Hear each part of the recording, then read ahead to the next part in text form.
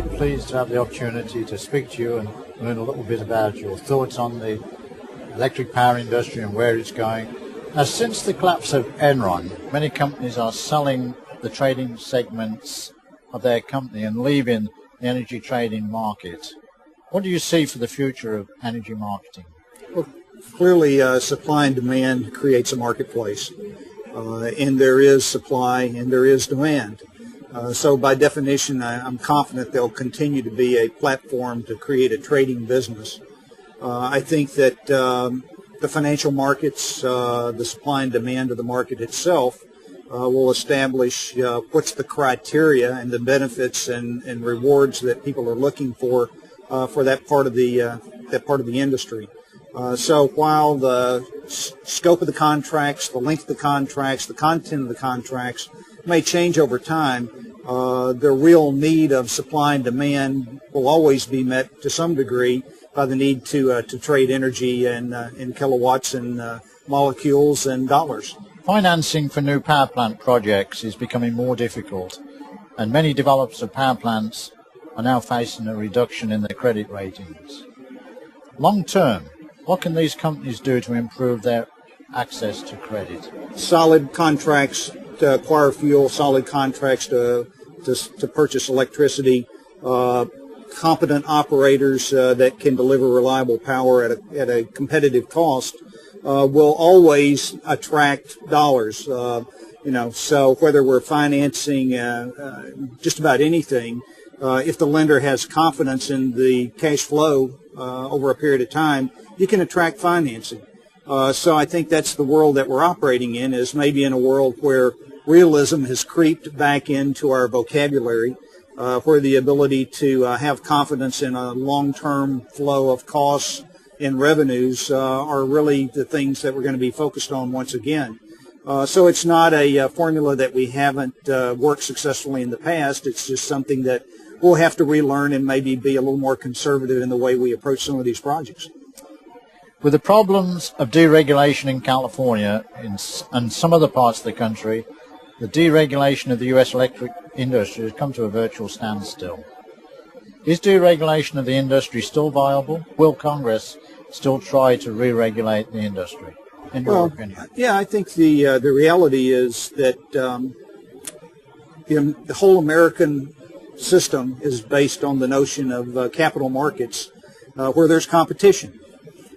So in the world that we're operating in, with a very large part of the gross domestic product tied to energy, it's not very credible to think that there will not be a need for competition in that marketplace.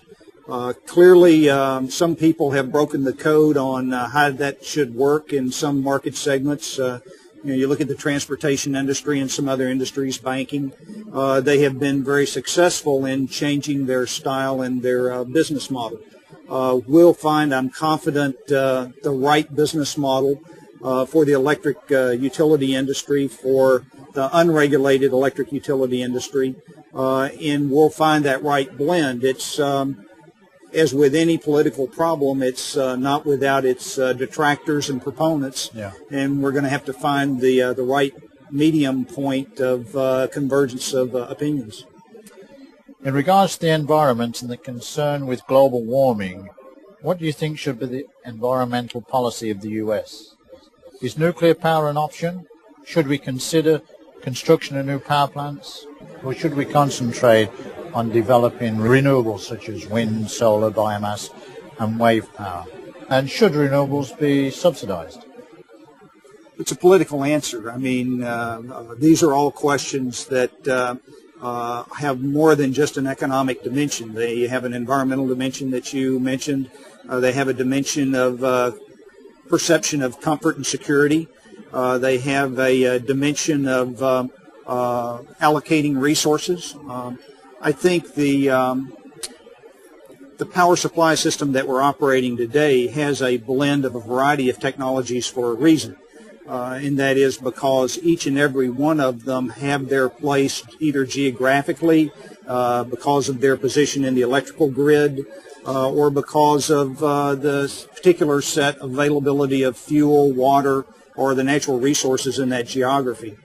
So I think to answer that question, it really becomes a local decision encapsulated by a national frame of reference in terms of an overall environmental policy and overall energy policy that's really going to be settled in the public debate as much or more than it's going to be settled in the boardrooms of banks and utilities and non-regulated utilities who are trying to make these difficult judgments on how much should I invest or how much should I not invest. Nuclear power is particularly a challenge from the point of view that we all know of the downsides of nuclear power, the waste disposal problem, the anxiety over safety. A lot of advantages, though. I mean, the fuel is relatively expensive. The plants are already in place.